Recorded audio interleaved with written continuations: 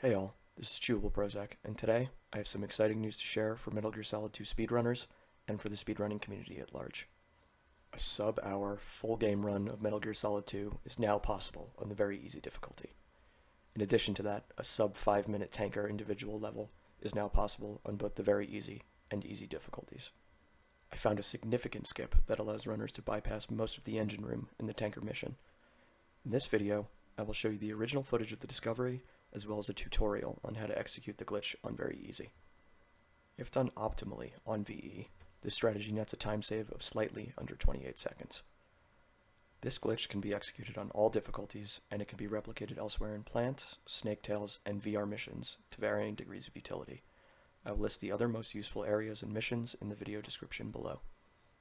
Before we get into it though, I'd like to give a huge shout out to Platonic Guy, DLimes13, and Apache Smash for helping me test the applicability of this glitch in other areas of the game, and for sharing my joy in the initial discovery.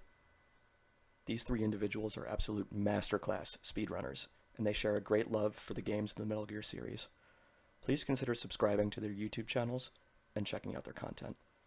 Also follow at Apache Smash on Twitter. You'll thank me later. If you like what you see in this video, please also consider liking it and subscribing to my channel. I'm almost exclusively a tanker IL runner, pushing the limits of the category, but will be branching out to the full game in the near future. Okay, so here we are with the original discovery. While doing attempts for a 5:27 tanker time, I found myself choking my runs in engine room when trying to execute a risky movement pattern to save an additional half a second. After botching my fourth attempt with the successful Olga IL strat, I was naturally quite frustrated. I fired up the trainer, shout out to the GOAT BMN, and resolved to find a way to skip the engine room. I figured that since the doors in Deck A were similar to those in Arsenal gear, that there had to be a vulnerability in the loading zone. I first tried to do a punch-punch-kick combo, similar to how Raiden is able to glitch through sliding doors in Plant. I pretty quickly realized that since Snake and Raiden's attack animations are different, that wasn't likely to work. So, I had to get a little creative here and use all available tools at my disposal. Turns out, I was able to find that vulnerability in just under 2 minutes. I'm still shocked at how I was able to find it that quickly. Many people have been looking for a way to do this for a long time, and it felt almost anticlimactic at how fast it happened. From here, you'll see me unlock all items with the trainer, equip a grenade, go up against the door, enter FPV, throw it, turn towards the door after throwing, and let go of FPV. That's it. I was through. Alright. From here, we can move on to the tutorial section. Before I go through it in detail, it's important to go over some basic things first. When showing you this strat, I will assume you have some baseline knowledge of how to play MGS2, and have a bit of familiarity with routing in the context of a speedrun. This glitch fundamentally changes the way we run tanker, and introduces some changes to rooms other than the setup for the glitch in Deck A. For very easy, we're back to equipping the USP on the bridge after the Olga fight, just like all of the other difficulties. This in turn changes the way we do Deck B, Deck A where we execute the glitch, and also Deck 2 port side. After the tutorial, I will show you what these changes look like sequentially, so you can have a better understanding of how it all comes together. Alright, let's start the tutorial for Deck A with a very easy difficulty. As you go down the stairs, trank the guard, roll past him, quick change to the USB, then menu to the magazine. From there, move over to the staircase and drop over the ledge. After you drop, roll down the staircase and menu to your camera. Go against the door, enter FPV, throw the mag, turn, and let go at the end of the animation. You need to turn far enough into the door for it to work. Since we entered from port side, the game will think that the door is fixed, and we won't get a cutscene. You're free to shoot the sensor as normal, and move on to Deck 2. I realized that all happened quite fast, so let's take a look at what it looks like slowed down. I actually had my USP equipped here, so I had to quick change to the M9 when going down the staircase, trank the guard, roll, quick change to USP, menu to the mag.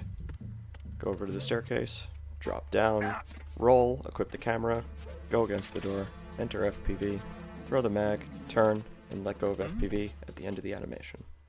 Congratulations, you're now through the door. Now that we've covered how to execute the glitch, I'll quickly walk you through how some of the other rooms change as a result. I'll use a contiguous, unedited clip for this to illustrate the changes. As mentioned earlier, in Deck E we now menu to the USP as we roll into the loading zone. Careful not to mistime your roll. Deck D is executed exactly the same as usual, so we'll pick up the USB ammo and move towards the stairs to roll into Deck C.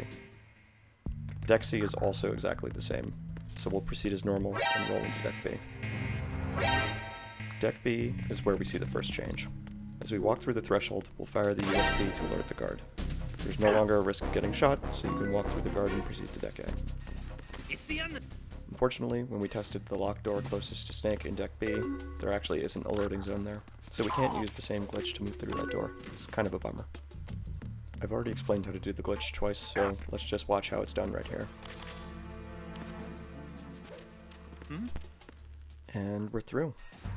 Now we're on to the engine room, where all we have to do now is shoot the sensor and proceed to Deck 2. Deck 2 port is where we'll see the last of these changes. Then it's on to Guard Rush and the holds to conclude your run. Alright, after we hear the announcement about passing the least important borough of New York City, we'll continue forward. As a native New Yorker, I'll never miss the opportunity to rip on Staten Island. The key to this room is to employ a similar strategy to the one used on the easy and normal difficulties. As we approach the next threshold here, we'll shoot to alert the guard, hold him up, and pass through him.